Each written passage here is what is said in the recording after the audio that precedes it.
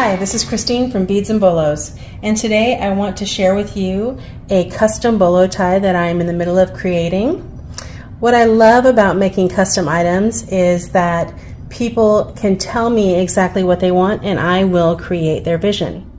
I had a friend of mine bring me this incredible octopus. I mean, that is so cool. And so she brought me that and asked me if I could make a bolo with it.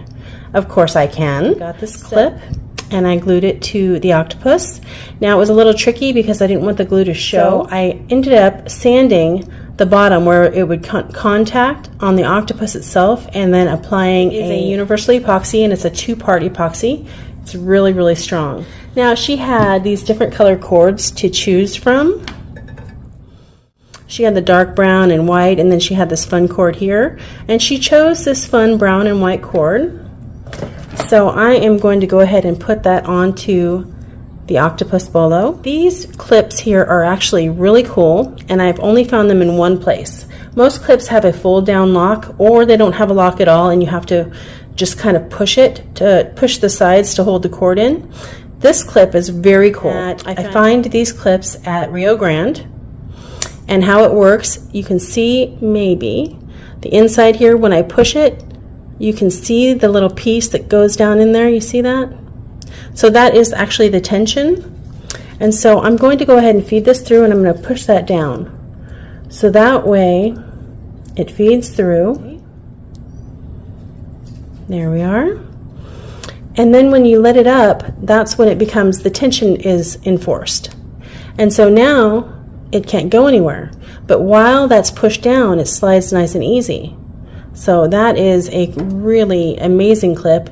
I have looked so hard to find good clips like this, and I'm very, very excited to share with you that I found them at Rio Grande. Okay, and now I'll slip that other side through, pull it through, and there we go. Now he's starting to take form. Okay, and then next she chose some beads here. She chose these smaller gold tips, and these are great. Nice short little cute very shiny tips, and these are fun too, but in this case, because the cording is so flexible, it just looks really good with this really shiny short tip. But because the tip is so short, it's extra fun because we can add a little bead to it, and that really makes it decorative. So these are some of the glass beads that she had to choose from. Really fun, and these are the ones that she actually chose. So those are really neat. So that's going to look really fun. So I'll slip that glass bead on. And sometimes it takes a little bit of finagling, especially when you're on video. And there we go. And then I place this one here. And see how great that's going to look? Okay, let me find the matching bead here. Here it is. Fantastic. All right, now I'm going to take this outside to glue the tips because the smell of that epoxy is quite strong. And I will bring you with me to do it. Okay, so now we're outside, and I'm going to show you how to glue these tips onto this bolo tie. And I'll remind you, this is the same epoxy that I used to glue the octopus onto the back of the bolo. I almost always use this super tight universal liquid epoxy, and it runs about $3 depending where you go. I'd say $3 to $5, and it works really, really good. It dries in about 5 minutes, but it doesn't actually set for a good 24 hours. So just keep that in mind when you're using it. Okay, so starting out, I have gloves on, and you'll need a popsicle stick, and then of course your epoxy. And you just squeeze out equal parts of epoxy onto a piece of cardboard, or in this case it's a paper plate. There we are. Cap it back up real quick. And then we're going to mix it up with the popsicle stick. Oh yeah, see, I can smell that already. Woohoo! Stinky.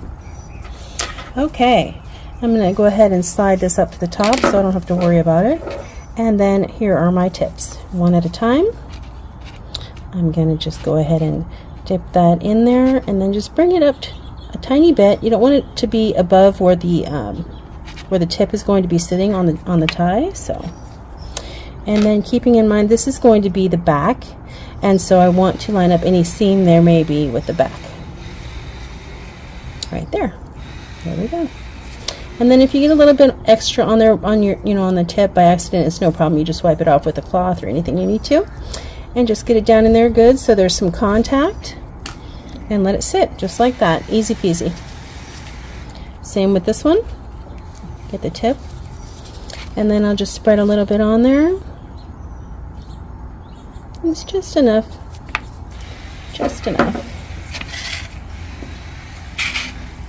And then this is going to be the back, so I'm going to line up the seam with the back. There we go. And there we have it. Okay, so now you've got your tips glued on. Just double check, make sure they're on there good. And then we let it sit for 24 hours. It will dry in 5 minutes as far as moving it around a bit, but you don't really want to mess with it, put any pressure on it, use it, anything like that for a good 24 hours, just to make sure the epoxy has dried completely. All right, I'm getting excited. I'll be back, 24 hours. Hi everyone. So it's been a good 24 hours, and here is the bolo tie. All that's left to do, because the tips are glued on now, we got the fun little beads here all set up. All that's left to do is to crimp down these ends right here. Tips are all different, but this one's actually meant to be crimped down. Of course, you can do whatever you want. That's the fun thing about bolo ties, is just make it you, make it yours. But with this one, I'm going to go ahead and just crimp these little edges down here. Now I'm going to go ahead and use this tool here. This tool is actually not specifically made for this. It's made for wire mostly, like wire wrapping. But I do like it because it doesn't mar the metal, because this is not metal, so it won't be metal on metal. It'll be more like, it's a little softer. So then just go ahead and squeeze just a little bit here. It's not a lot, just enough to. And this is not a leather cord, so we also don't want to squeeze too hard, because we want it to be, it's a material cord. And so we don't want it to, cut the cord. So it's crimped down. And now we'll move to the next one. I'll go ahead and crimp that one down. Just a light little squeeze.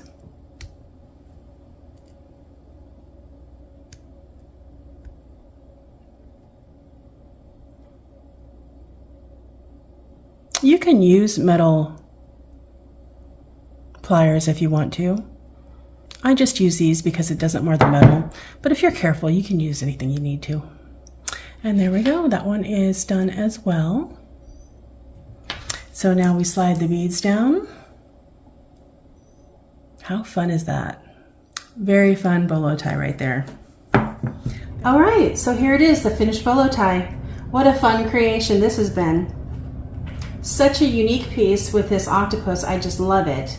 I feel like the choices that she made to create this bolo tie are so perfect. This striped bead down here with the subtle gold and brown stripes on it, the glass bead, is just such a nice touch to this cord that has the different colors. It all just goes really great together. She did an amazing job designing this, and it has been my pleasure and honor to actually create it. That is the most fun I think I ever have when it comes to jewelry and bolo ties, is helping somebody create their vision. Nothing makes me more excited than helping someone create their vision. So there's only one thing left to do, a little quality control. Let's try it on. Oh yeah, that's all kinds of fun, right? Slides nice and easy. You can wear it up high on your neck with a collar. You can wear it at any length actually. What's really cool about this bolo also is it's on a fabric cord. So a fabric cord, because it's not that braided leather, it has like a sway factor. It sort of like sways with your body. It has this whole like dangle thing going on.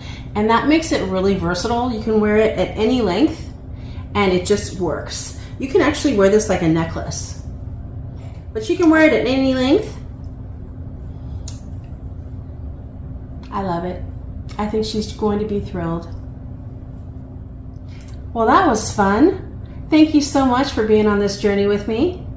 I had a great time with y'all, and I hope you had fun too. Until next time.